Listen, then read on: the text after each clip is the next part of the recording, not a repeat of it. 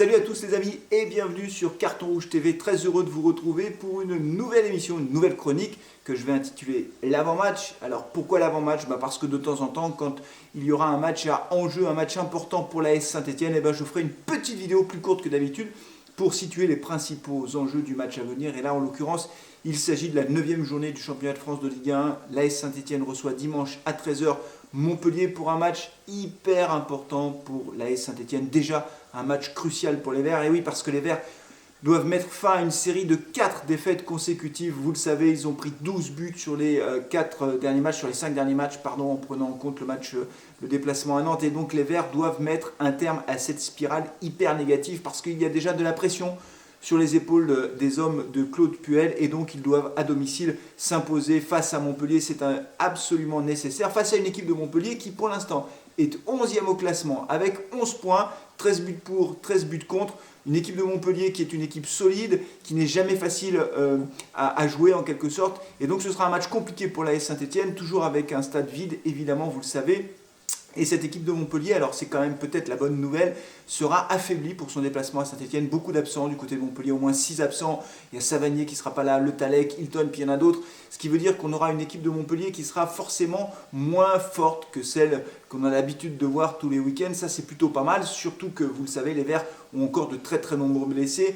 Du côté de la composition de Claude Puel, il faudra faire avec, ou plutôt faire sans ces blessés, notamment du côté de la défense centrale. La bonne nouvelle, c'est le retour de Colo qui jouera certainement dans l'axe, il sera certainement titularisé, on verra, mais je pense qu'il sera titularisé aux côtés de Sceaux, puisque Moukoudi n'est pas encore de retour, vous savez qu'il a été testé positif, que Red Sauce est blessé, donc ça veut dire qu'on aura une charnière centrale encore inédite, une nouvelle fois, entre Colo et Sceaux. Sur les côtés, je pense qu'il reconduira Mouefek et Sissoko. En milieu centraux, récupérateur, je pense que Deyou tient la corde pour être titularisé aux côtés de Camara. On verra si Camara est titulaire ou pas, mais jusqu'à présent il a toujours été titulaire, Camara. Donc je pense qu'on aura ce milieu-là. On aura Bouanga aussi certainement qui sera titulaire. Romain Mouma, Aouchiche qui est toujours titulaire en 10. Et de l'autre côté, on verra s'il titularise Kevin Onepake ou Rivera. Moi je ne sais pas pourquoi, je sens qu'il pourrait titulariser Maxence Rivera. On verra. En tout cas, pour Saint-Etienne, l'enjeu est clair. Il faut gagner ce match. Il faut se remettre dans le bon sens, réenchaîner, réengranger des points. Il y a 3 éléments à mon avis qui sont absolument primordiaux pour l'AS Saint-Etienne si on veut gagner ce match. Le premier point, c'est de ne pas se laisser prendre par surprise d'entrée de jeu en prenant un but dans les 5 ou 10 premières minutes parce que derrière, c'est compliqué. On court après le résultat, on court après le score et on n'y arrive pas. Donc premier élément, rester concentré d'entrée de jeu pour ne pas se laisser surprendre.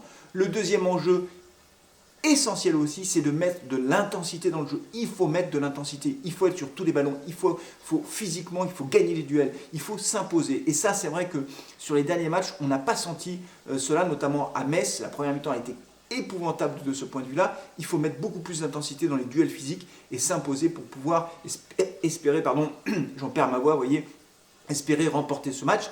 Le troisième élément clé, alors bien sûr il faudra marquer au moins un but pour gagner ce match, mais il faudra également, décidément j'ai une voix qui part en vrille, il faudra également que la défense tienne le choc. Et ça c'est vraiment crucial, surtout que sur ces derniers matchs, on a toujours pris minimum 2 à 3 buts par match. Donc là il faut fermer les verrous, essayer d'avoir un clean sheet, ne pas prendre de but à Geoffroy Guichard.